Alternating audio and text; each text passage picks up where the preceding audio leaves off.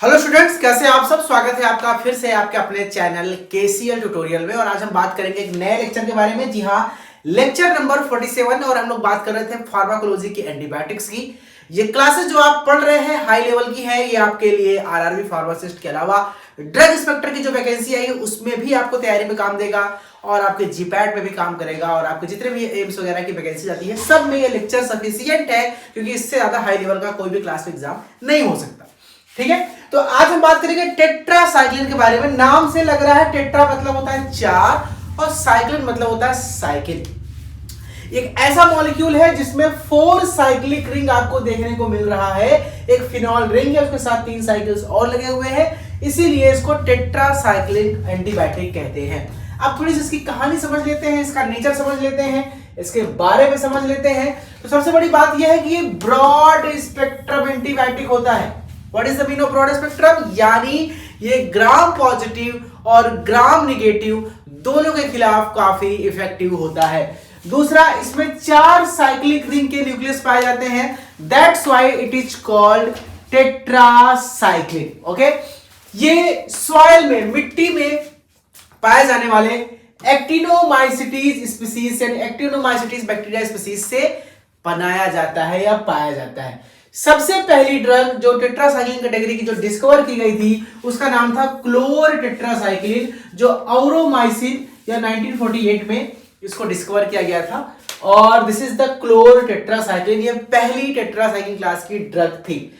आज बहुत सारी मेडिसिन डिस्कवर हो चुकी है, जैसे कि टेट्रासाइक्लिन खुद, ऑक्सी टेट्रासाइक्लिन, डॉक्सीसाइक्लिन, माइनोसाइक्लिन या मीनोसाइक्लिन, और डेमिक्लोसाइक्लिन। याद रखिएगा ये कौन कौन से नाम है जो आज एडवांस तरीके पे यूज हो रहे हैं। सबसे ज्यादा इस्तेमाल होने वाला ड्रग है वो है डॉक्सीसाइक्लिन। सबसे ज्यादा इस्तेमाल होता है tetracycline, oxy tetracycline, doxycycline, minocycline और डेमिक्लोसाइक्लिन। इसको याद करने की ट्रिक अगर मैं आपको थोड़ा सा दे दूं, एक छोटी सी ट्रिक से याद कर सकते हैं कि टी ऑक्सीडुमाइडी, टी ऑक्सीडुमाइडी ऐसे करके याद कर सकते हैं। T for tetracycline, oxy for oxytetracycline, do for doxycycline, my for minocycline और डी फॉर डीमोक्लोसाइक्लिन। ओके, इस तरह से आप इसको याद कर सकते हैं। अब इसके मैकेनिज्म की बात कर ले कि कैसे ये काम करते हैं। तो आपको पता है बैक्टीरिया दो प्रकार से मैकेनिज्म होता है, एक बैक्टीरियोस्टैटिक, एक बैक्टीरिसाइडल। अगर किसी भी बैक्टीरिया के आप सेल वॉल को रैप्चर कर रहे हैं, सेल मेम्ब्रेन को रैप्चर कर रहे हैं, न्यूक्लियस को रैप्चर कर रहे हैं, तो वो बैक्टीरिसाइडल शो करता है। अगर आप उसके ग्रोथ को रोक रहे हैं by inhibiting protein synthesis, by inhibiting DNA replication, तो आप उसको ग्रोथ को रोक रहे हैं, वो बैक्टीरियोस्टैटिक। जी हाँ, ये बैक्टीरियोस्टैटिक नेचर है क्योंकि ये राइबोसोम को बाइंड करता है। और राइबोसोम के 2 सब यूनिट होते हैं, आपको पता है, एक 30 एक 50।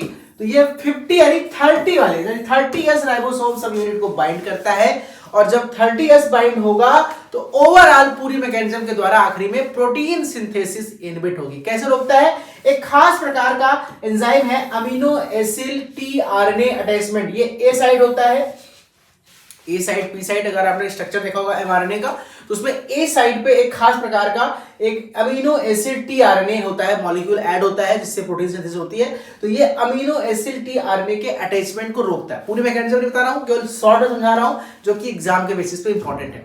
तो कुल मिलाकर अगर एग्जाम में लो लेवल का है तो आपसे बस पूछेगा कि किस प्रोसेस को ब्लॉक करता है, प्रोटीन सिंथेसिस को।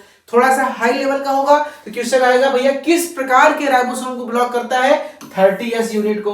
और एग्जाम अगर ड्रग इंस्पेक्टर या जीपैट लेवल का होगा तो पूछेगा किस मैकेनिज्म से बाइंड करता है, ये अमीनो एसिड टीआरएनए अटैचमेंट को ब्लॉक करता है। कुल मिलाकर इस तरह से प्रोटीन की सिंथेसिस को इनहिबिट करता है। अब इसकी बात करें व्हाट इज द सेलेक्टिविटी, क्योंकि भाई प्रोटीन तो हमारे अंदर बनता है, जो होस्ट यानी जो एनिमल, जो मनुष्य इसको खाएगा दवा, तो ऐसा तो नहीं है कि ये हमारा डॉक्सीसाइक्लिन या टेट्रासाइक्लिन हमारी बॉडी में जाके हमारा ही प्रोटीन सिंथेसिस को काम लगा दे। तो नहीं, ये एक तरह का सेलेक्टिव टॉक्सिसिटी शो करता है, क्योंकि बैक्टीरिया के अंदर जो है वो ड्रग जो है बेसिकली एनर्जी डिपेंडेंट ट्रांसपोर्ट के जरिए जो है वो इंटर करता है।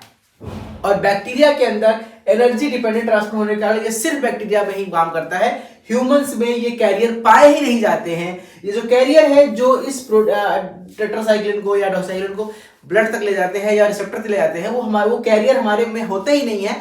दैट्स वाई ये केवल बैक्टीरिया में काम करते हैं, हमारी बॉडी में कोई नुकसान नहीं करते। यानी होस्ट का जो राइबोसोम है वो ना के बराबर या बहुत लेस्ट सेंसिटिव होता है।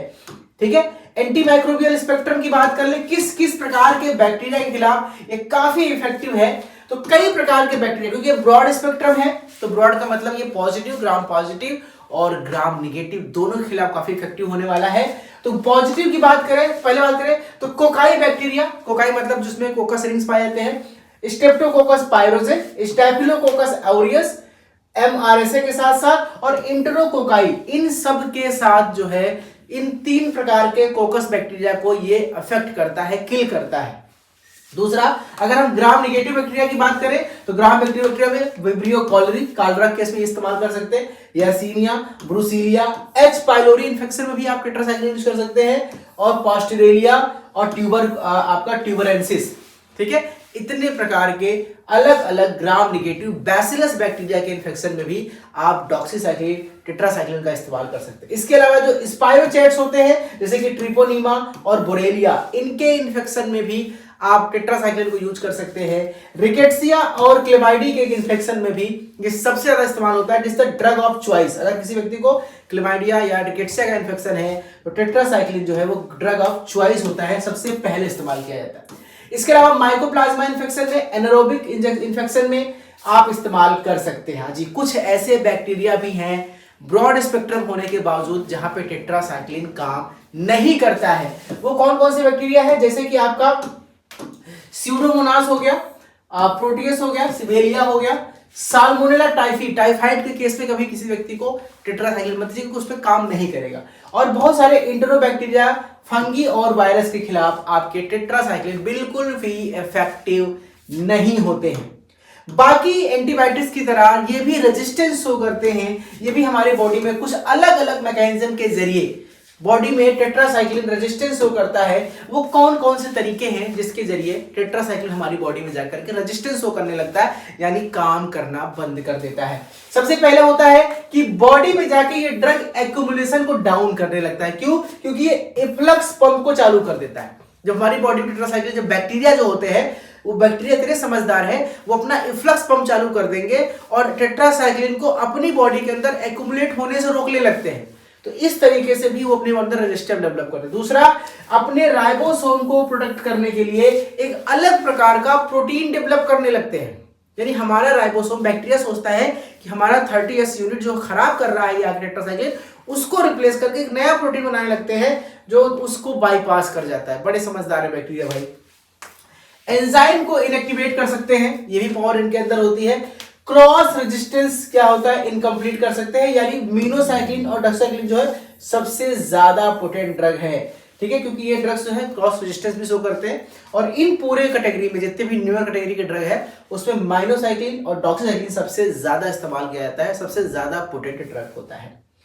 काइनेटिक की बात कर लें कि टेट्रासाइक्लिन ड्रग कैसे दिया जाते हैं, क्या फॉर्म है, तो उसको हम टैबलेट के फॉर्म में दे सकते हैं। ओरल एब्जॉर्प्शन इसका अच्छा होता है, लेकिन टेट्रासाइक्लिन कैटेगरी की ड्रग कभी भी दूध के साथ, आयरन के साथ नहीं देते हैं, क्योंकि आपको पता है टेट्रासाइक्लिन एक चिलेट्स का फॉर्मेशन करते हैं, लिगेंड की तरह पाए जाते हैं। किसी भी मेटल को पाते हैं तो चिलेट बनाते हैं, क्योंकि मिल्क में कैल्शियम होता है और आयरन तो आप खुद जानते हैं मेटल है, तो आयरन और कैल्शियम के साथ ये चिलेट बनाता है, तो इसका एब्जॉर्प्शन जो है वो घट जाता है। दूसरा, डॉक्सीसाइक्लिन और मिनोसाइक्लिन जो है सबसे ज्यादा बेस्ट एब्जॉर्प्शन होता है। ये दो दवाइयां ऐसी हैं जो सबसे अच्छा एब्जॉर्ब होती है। वाइड डिस्ट्रीब्यूशन होता है, ये बोन और टीथ पे भी जाके बाइंड करता है, क्योंकि बोन और टीथ में कैल्शियम पाया जाता है। अगर किसी व्यक्ति को आप टेट्रासाइक्लिन खिलाएंगे, आप देखोगे उसके दांतों का रंग बदल जाता है, भूरा हो जाता है, क्योंकि टेट्रासाइक्लिन वहां के आगे जमने लगता है। क्यों? क्योंकि वहां उसको कैल्शियम मिल जाता है। प्लेसेंटा को आसानी से पार कर सकता है, बच्चों को मिल्क में मां के जरिए भी ये पार कर सकता है। ठीक है, ये चीज आपको ध्यान देनी है। एडवर्स इफेक्ट की बात कर ले तो कई सारे एडवर्स इफेक्ट होते हैं भाई साहब। टेट्रासाइक्लिन जितना इफेक्टिव है उससे ज्यादा इसके एडवर्स इफेक्ट भी है। सभी एंटीबायोटिक्स के हैं, इसके भी हैं। सबसे पहला है जीआईटी इरिटेशन, जिससे आपको नोजिया, वोमिटिंग या डायरिया की प्रॉब्लम हो सकती है, पेट खराब हो सकता है आपको इस एंटीबायोटिक के इस्तेमाल से। एसोफेगल अल्सरेशन हो सकता है, डॉक्सीसाइक्लिन का इस्तेमाल करने से कभी कभी देखा गया किसी व्यक्ति के एसोफेगस में अल्सर की प्रॉब्लम आ जाती है, घाव आ जाती है। लीवर को डैमेज करता है, हिपेटोटॉक्सिसिटी कॉज कर सकता है। प्रेगनेंसी के केस में बिल्कुल इस्तेमाल नहीं करते टेट्रासाइक्लिन।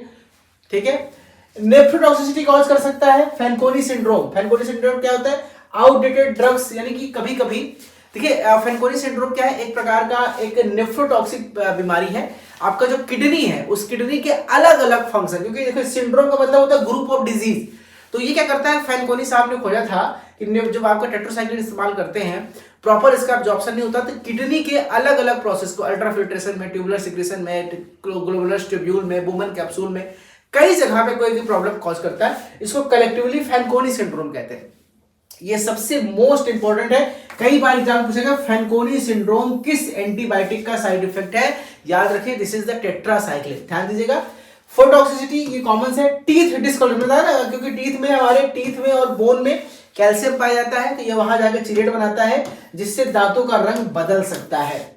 वेस्टिबुलर टॉक्सिसिटी, आपको कानों से थोड़ा सा कम सुनाई दे सकता है मिनोसाइक्लिन के इस्तेमाल से। डायबिटीज इंसिपिडस हो सकता है, यानी कि डेमिक्लोसाइक्लिन ड्रग इस्तेमाल करने पर बाथरूम करने की मात्रा काफी बढ़ जाती है, पेशाब बढ़ जाता है, इसे डायबिटीज इंसिपिडस भी कहते हैं। और सुपर इन्फेक्शन, अगर आप कैंडिडिया या रेयरली पीएमसी के केस में इसका इस्तेमाल कर रहे हैं तो सुपर इन्फेक्शन देखने के भी चांसेस मिल जाते हैं। ये खास बात है टेट्रासाइक्लिन के साथ। अब कुछ कॉन्ट्राइंडिकेशन भी है कुछ मेडिसिन के साथ, तो आपको कुछ बातें ध्यान रखनी है अगर आप टेट्रासाइक्लिन का इस्तेमाल कर रहे हैं तो। प्रेगनेंसी में आपको बिल्कुल इसका इस्तेमाल नहीं करना है। अगर कोई महिला बच्चों को दूध पिला रही है, लैक्टेटिंग मदर है, उसको बिल्कुल नहीं देना है। और छोटे बच्चे 8 साल के छोटे बच्चों को लेकर के कभी भी नहीं देना है, क्योंकि दांत का कलर खराब हो जाता है उनका। रीनल और हिपैटिक, अगर किसी व्यक्ति को किडनी में प्रॉब्लम है तो उसको ऑलरेडी फैनकोनी सिंड्रोम कॉज करेगा। लीवर पहले से खराब है तो उस केस में भी किडनी और लीवर के मरीज को ये दवा नहीं देनी है।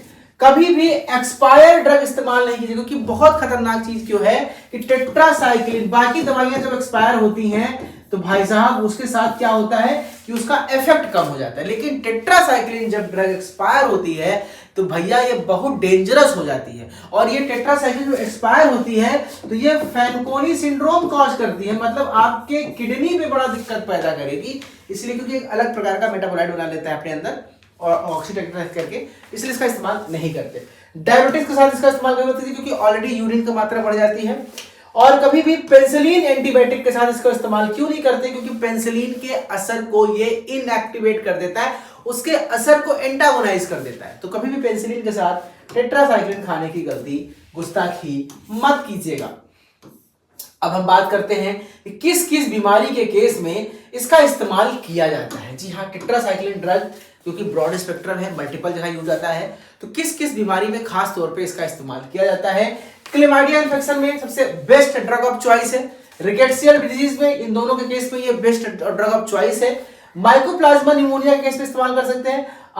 ब्रूसिलियोसिस या डॉक्सीरिफाम्पिसिन का कॉम्बिनेशन इस्तेमाल करते हैं। प्लेग में इस्तेमाल है। कॉलरा के केस में इसका इस्तेमाल करते हैं, लेकिन एक नुकसान है, कॉलरा के पेशेंट को अगर हम टेट्रासाइक्लिन देते हैं तो उसका स्टूल का वॉल्यूम थोड़ा सा घट जाता है, कॉन्स्टिपेशन की दिक्कत बढ़ जाती है। अगर रिलैप्सिंग फीवर किसी को हो रहा है तो उस केस में भी tetracycline is the best antibiotic. इसके अलावा एक्ने एल वल्गैरिस है, लेप्टोस्पोरोसिस है, अल्टरनेटिव इन पेनिसिलिन एलर्जी है, और मलेरिया केस में भी आप इसका इस्तेमाल कर सकते हैं। ठीक है, इसकी एक सिंथेटिक ड्रग है जिसका नाम है टीजीसाइक्लिन, इसको पढ़ लेते हैं। बाकी तो आपने सब जान लिया। अब एक टीजीसाइक्लिन, इसका एक नया ड्रग है टीजीसाइक्लिन, इसको समझ लेते हैं।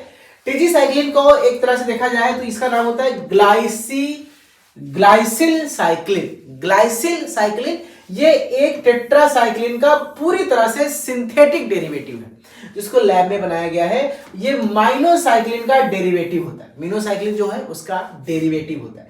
कैसे काम करता है इसका मैकेनिज्म, सेम मैकेनिज्म है। ये 30 राइबोसोम को बाइंड करेगा, इफ्लक्स पंप या राइबोसोमल प्रोटेक्शन से कोई असर नहीं पड़ता। जी हाँ, बहुत सारे मैंने आपको बताया कि टेट्रासाइक्लिन जो ड्रग बैक्टीरिया है, टेट्रासाइक्लिन को रेजिस्टेंस पैदा करने वाले, वो क्या काम करते हैं, वो अल्टर प्रोटीन बनाते हैं या प्रोटीन इन्फ्लक्स को या इफ्लक्स पंप को एक्टिवेट करते हैं।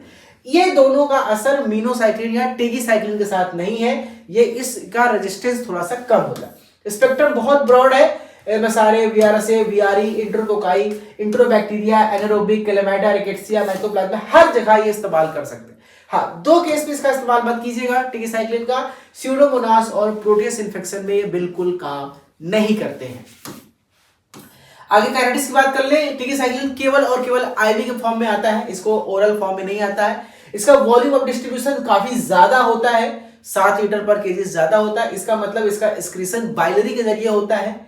टी हाफ बहुत लंबा होता है, 37 से 67 घंटे के आसपास। इसको अगर किसी व्यक्ति को रीनल फेलियर है तो उसमें हमें डोज चेंज नहीं करना पड़ता in the case of TG cyclin. Approved किस किस में, सॉफ्ट एंड टिश्यू इंटरफेक्शन में इस्तेमाल कर सकते हैं, इंट्रा एब्डोमिनल इन्फेक्शन में इस्तेमाल कर सकते हैं, कम्युनिटी एक्वायर्ड निमोनिया में भी इसका इस्तेमाल कर सकते हैं। 100 mg का लोडिंग डोज होता है, 50 mg उसके बाद हम हर 12 घंटे में इसको ऐड करके देते हैं। एडवर्स इफेक्ट बात कर ले टीजी साइक्लिन का, जी हाँ वही नोजिया, वोमिटिंग कॉमन सा, डायरिया, फोटोसेंसिटिविटी, सुपर इन्फेक्शन और पैनक्रियाटिस ये रेयर है, बाकी सभी स्ट्रक्चर इन्फेक्शन कॉमन है टेट्रासाइक्लिन वाले। कॉन्ट्राइंडिकेशन प्रेगनेंसी में नहीं देना है, चिल्ड्रंस को वही नहीं देना जिससे पहले नहीं दे रहे थे। ठीक है, अब चलिए एग्जाम खत्म, चैप्टर को खत्म कर लिया। हम इसको 5 लाइन में अगर कहें कि सबसे इंपॉर्टेंट क्वेश्चन जो अभी तक चैप्टर से बनते हैं वो एक ये है, टेट्रासाइक्लिन 30S को बाइंड करता है, बैक्टीरियोस्टैटिक इन नेचर होता है। क्वेश्चन में कई बार पूछा गया है। रिकेट्सिया के लिए और क्लेमाइडिया के लिए डॉक्सीसाइक्लिन जो है और मिनोसाइक्लिन ड्रग ऑफ चॉइस होता है। डॉक्सीसाइक्लिन जो है रीनल फेलियर पेशेंट के लिए भी सेफ माना गया है। मिनोसाइक्लिन जो है वेस्टिबुलर टॉक्सिसिटी प्रोड्यूस करता है। और वही बात करें टिकीसाइक्लिन जो है सबसे ज्यादा ब्रॉड स्पेक्ट्रम है लेकिन स्यूडोमोनास के खिलाफ काम नहीं करता। ये वो 5 पॉइंट है जो इस चैप्टर से कई बार पूछे गए हैं, जिसको मैंने आपको अलग से लाकर दे दिया है। चलिए, आपको चैप्टर बहुत इंटरेस्टिंग लगा होगा, चैप्टर छोटा था। चलते हैं इसके क्वेश्चंस की तरफ और क्वेश्चन देखते हैं। आपके स्क्रीन पे पहला क्वेश्चन ये रहा, आप पढ़िए और इसका जवाब, इसके ऑप्शंस ध्यान से पढ़िए और देखिए कि the primary reason for selective toxicity of tetracycline bacteria. Bacteria सिर्फ टेट्रासाइक्लिन सिर्फ बैक्टीरिया में ही टॉक्सिक होता है, ह्यूमंस में नहीं, ऐसा क्यों? चारों ऑप्शन ध्यान से पढ़िए, मैंने आपको बताया थोड़ी देर पहले। Higher affinity for bacterial DNA, absence of efflux pump in host cell, energy dependent active transport present only in bacteria, poor penetration. मैंने आपको बताया था कि एक एनर्जी डिपेंडेंट को पंप चाहिए होता है जो सिर्फ बैक्टीरिया में होता है और ह्यूमन में वो कैरियर नहीं पाया जाता है, इसीलिए ये हमारे ह्यूमन में ये इसका टॉक्सिसिटी नहीं होता। Option number C is the correct. Question number 2, which tetracycline shows the least alteration of intestinal flora and lowest incidence of diarrhoea. देखिए, आपको पता है कि सभी के सभी टॉक्सिक टेट्रासाइक्लिन जो है डायरिया कॉज करते हैं, पेट में दिक्कत कॉज करते हैं। कौन सा सबसे कम दिक्कत पैदा करता है? टेट्रासाइक्लिन, ऑक्सी टेट्रासाइक्लिन, डीमोसाइक्लोसाइक्लिन या डॉक्साइक्लिन? मैंने कहा सबसे ज्यादा इस्तेमाल कौन सी ड्रग होती है, वही फायदे करेगी। ऑप्शन नंबर डी सही है, डॉक्सीसाइक्लिन। डॉक्सीसाइक्लिन जो है सबसे कम डायरिया का केस इसके साथ देखे गए हैं। क्वेश्चन नंबर 3 की तरफ चलते हैं। A patient with chronic kidney disease, एक व्यक्ति है जिसको क्रोनिक किडनी डिजीज है और उसे टेट्रासाइक्लिन एंटीबायोटिक देना जरूरी है। और आपको पता है कि टेट्रासाइक्लिन जो है लीवर और किडनी के पेशेंट को नहीं दे सकते। एक एंटीबायोटिक टेट्रासाइक्लिन का है जिसको हम दे सकते हैं बिना डोज को एडजस्ट किए, वो कौन सा है? ऑक्सी, मिनो, टेट्रा या डॉक्सी? आपको बताइए कौन सा ड्रग आप दे सकते हैं और सेफ है विदाउट रीनल डिस्टर्बेंस? जी हाँ, ऑप्शन नंबर डी सही है, डॉक्सीसाइक्लिन। इसको आप दे सकते हैं बिना किसी डोज एडजस्टमेंट के। Question number 4, which organism is inherently non responsive to both tetracycline and tigecycline? कौन सा ऐसा बैक्टीरिया है ब्रॉड स्पेक्ट्रम होने के बाद भी टेट्रासाइक्लिन और टिकीसाइक्लिन उस पर कोई असर नहीं डालते, उसका कुछ नहीं उखाड़ पाते? बताइए। एक्टिनोबैक्टर, स्यूडोमोनास एरिगनोसा, एमएसआरए, एमआरएसए या इंट्रोकोकस? बताया था स्यूडोमोनास एरिगनोसा। इस पर कोई भी टेट्रासाइक्लिन कोई असर नहीं करता, इस पे बिल्कुल काम नहीं करता। Question number 5, tetracycline induced Fanconi syndrome is primarily due to? जी हाँ, टेट्रासाइक्लिन की वजह से होने वाला जो फैनकोनी सिंड्रोम है वो एक्चुअल में क्यों होता है, क्या मैकेनिज्म क्या है? कैल्शियम के साथ चिलेशन करना? नहीं, तो दांतों कलर चेंज करता है। प्रॉक्सिमल ट्यूब्यूल में एक्यूमुलेट होना, या degraded product of outdated preparation होना, या इम्यून मीडिएटेड ट्यूबुलर इंजरी? जी हाँ, ये तो होता है, बिल्कुल सही है। लेकिन कब होता है? मैंने कहा जब भी टेट्रासाइक्लिन ड्रग एक्सपायर हो जाता है तो एक डिग्रेडेड प्रोडक्ट जो है वो आउटडेटेड बनाता है प्रिपरेशन, जो कि जाके प्रॉक्सिमल ट्यूब्यूल पे अटैक करता है और फैनकोनी सिंड्रोम कॉज करता है। सही ऑप्शन है ऑप्शन नंबर सी, यानी एक्सपायर्ड ड्रग या आउटडेटेड ड्रग का इस्तेमाल करने से। Question number 6, which tetracycline is most commonly associated with vestibular toxicity. Vestibular toxicity के लिए सबसे बेस्ट एंटीबायोटिक कौन इस्तेमाल करते हैं? टेट्रासाइक्लिन, डॉक्सीसाइक्लिन, मिनोसाइक्लिन या डेमोलिसाइक्लिन। बताया था आपको, याद आ गया? Very good, option number C सही है। मिनोसाइक्लिन का इस्तेमाल करते हैं, मिनोसाइक्लिन, टीजीसाइक्लिन, ठीक है। क्वेश्चन नंबर 7, एक चाइल्ड में डेवलप्स ब्राउन टीथ डिस्कलरेशन। एक बच्चा है, उसके दांतों का जो रंग है वो भूरा हो गया है, ठीक है, परमानेंट हो गया है। इसका मतलब उसे दवा कब दी गई है? टेट्रासाइक्लिन की दवा उसको कब दे दी गई जो नहीं देनी चाहिए थी? उसके दांतों का कलर खराब हो गया है। नियोनेटल पीरियड में, पैदा होते समय, या एडोलसेंस में, किशोरावस्था में, या 3 महीने से 6 साल की उम्र के बीच में, या पैदा होते ही वो दांत उसके ऐसे ही थे, ससुरा क्या करोगे? तो आपको बताया कि 8 साल से कम बच्चे को नहीं देना है, यानी सही जवाब है ऑप्शन नंबर सी। 3 महीने से लेकर 6 साल के बीच में अगर आपने उसको ये दवा दे दी है, उसके दांतों का रंग जो है वो ब्राउन हो गया और परमानेंट हो गया है। अब वो आप कितना भी उसको ब्रश करा लीजिए, वो सही नहीं होगा। Question number 8, which mechanism contributes most to tetracycline resistant bacteria. Bacteria में टेट्रासाइक्लिन का रेजिस्टेंस मिलता है 3-4 तरीके से होता है। सबसे ज्यादा कम तरीका, मोस्ट तरीका क्या है, मैकेनिज्म क्या है? बीटा लैक्टमेज का प्रोडक्शन होना? नहीं यार, ये तो बीटा लैक्टम में होता है। राइबोसोमल में म्यूटेशन होना, ये हो सकता है। डिक्रीज्ड इंट्रासेलुलर एक्युमुलेशन या इंक्रीज्ड हिपैटिक मेटाबॉलिज्म। तो जी हाँ, इसका सही जवाब है डिक्रीज्ड इंट्रासेलुलर एक्युमुलेशन। क्यों? क्योंकि ये अब बैक्टीरिया अपने अंदर इफ्लक्स पंप चालू कर देते हैं, और जब इफ्लक्स पंप चालू करते हैं तो टेट्रासाइक्लिन एक्युमुलेट ही नहीं हो पाता है काम करने के लिए। तो ऑप्शन नंबर सी इसका सबसे ज्यादा सही। ऑप्शन नंबर बी भी सही है, लेकिन ऑप्शन नंबर सी सबसे ज्यादा इस्तेमाल है। Question number 9, which of the following statement regarding demiclocycline is true? Demeclocycline के बारे में कौन सी बात सही है? सबसे सेफेस्ट टेट्रासाइक्लिन है किडनी फेलियर के लिए, या फिर causing diabetes insipidus by antagonising ADH, ये हमारी बॉडी में यूरिन के वॉल्यूम को बढ़ाता है, डायबिटीज इंसिपिडस कॉज करता है। फोटॉक्सिक सबसे कम होता है, प्रेगनेंसी में यूज कर सकते नहीं। सही जवाब है ऑप्शन नंबर बी। मैंने बताया था कि डेमिक्लोसाइक्लिन जो है वो डायबिटीज इंसिपिडस कॉज करता है, क्योंकि एडीएच हार्मोन को ये एंटागोनाइज करता है, यूरिन के वॉल्यूम को बढ़ा देता है। चलिए, टीजीसाइक्लिन की बात करें तो ये क्लासिकल टेट्रासाइक्लिन होता है, बिकॉज टीजीसाइक्लिन सबसे एडवांस टेट्रासाइक्लिन है, और ये एक तरह का सिंथेटिक डेरिवेटिव है मिनोसाइक्लिन का। सबसे एडवांस क्यों है? क्योंकि ये 50s राइबोसोम से बाइंड करता है, क्योंकि ये टेट्रासाइक्लिन इफ्लक्स पंप से अनअफेक्टेड होता है, हाई यूरिन कंसेंट्रेशन है, या अगेंस्ट स्यूडोमोनास। स्यूडोमोनास के खिलाफ इफेक्टिव तो नहीं है, 50s से बाइंड नहीं करता, 30s से करता है। ऑप्शन नंबर बी सही है, क्योंकि ये टेट्रासाइक्लिन का जो रेजिस्टेंस डेवलप करने वाला इफ्लक्स पंप है, ये उसके खिलाफ काम नहीं करता, मतलब ये रेजिस्टेंस कम शो करता है बाकियों के कंपेयर में। Question number 11, which infection is considered a first line indication of tetracycline despite resistance issue? Resistance होने के बाद भी किस इन्फेक्शन के लिए टेट्रासाइक्लिन सबसे पहले इस्तेमाल करते हैं? एंटेरिक फीवर के लिए, हॉस्पिटल एक्वायर्ड निमोनिया के लिए, रिकेट्सिया के लिए, या स्यूडोमोनास कोलाइटिस के लिए? जहां ऑप्शन नंबर सी सही है। रिकेट्सिया के लिए सबसे बेस्ट ड्रग जो है वो टेट्रासाइक्लिन एंटीबायोटिक होती है। Question number 12, which pharmacokinetic feature explain poor utility of TG-cycline? UTI के केस में, यूरिनरी ट्रैक्ट इन्फेक्शन केस में टीजीसाइक्लिन का इस्तेमाल नहीं करते हैं, ये काम ही नहीं करता है। कौन सा कारण है? Rapid renal clearance, extensive plasma protein binding, low plasma and urinary concentration, या इनएक्टिवेशन बाय यूरिन पीएच? बताइए सही जवाब क्या है? ऑप्शन नंबर सी सही है, क्योंकि यूरिन में और प्लाज्मा में इसका कंसंट्रेशन बहुत कम होता है।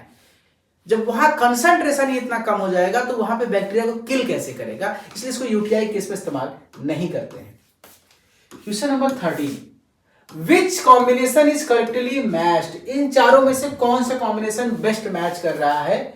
डेविलोसाइक्लिन वेस्टिबुलर टॉक्सिसिटी काज कर सकता है? नहीं, तो डायबिटीज इंसिपिडस काज करता है। मिनोसाइक्लिन डायबिटीज करता है? नहीं, मिनोसाइक्लिन तो वेस्टिबुलर टॉक्सिसिटी काज करता है। डॉक्सीसाइक्लिन से फीकल एक्सक्रीशन होता है, और ऑक्सीटेट्रासाइक्लिन से प्रेगनेंसी में सेफ है। ऑप्शन नंबर सी सही है। डॉक्सीसाइक्लिन इस्तेमाल करने से ये फीकल के साथ एक्सक्रीट करने लगता है, ऑप्शन नंबर सी सही। Question number 14, tetracycline should not be mixed with penicillin. मैंने कहा पेनिसिलिन एंटीबायोटिक के साथ, इंजेक्शन के साथ कभी भी टेट्रासाइक्लिन को नहीं, क्योंकि एक्शन को एंटागोनाइज कर देता है। पूछे 4 ऑप्शन, कौन? प्रोटीन बाइंडिंग को कॉम्पिटिटिव करता है, सेम राइबोसोम से बाइंड करता है, केमिकल इनएक्टिवेशन कॉज करता है, या न्यूट्रोटॉक्सिसिटी कॉज करता है। जी ऑप्शन नंबर सी सही है। ये दोनों एक दूसरे के केमिकली इनएक्टिवेट कर देते हैं, एंटागोनाइज करते हैं, इसलिए इसको कभी भी साथ में नहीं देना चाहिए।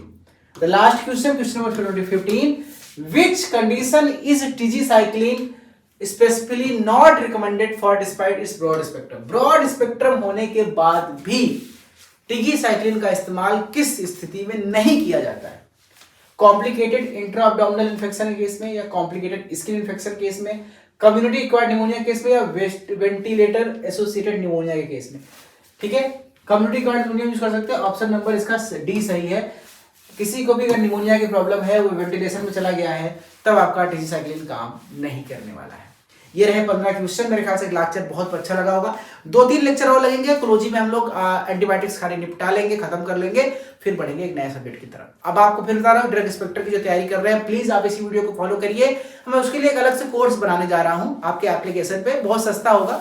उस कोर्स में मैं ड्रग इंस्पेक्टर के जो पुराने पेपर्स हैं और ड्रग इंस्पेक्टर को जो अलग से सिलेबस के हिसाब से नोट्स है वो मैं डालूंगा, लेकिन वीडियो लेक्चर आप यही प्रेफर करिए, क्योंकि सेम सिलेबस के हिसाब से वो लेक्चर आपको फॉलो करना है। मिलते हैं आप अगली क्लास में। Thank you so much, take care and love you all.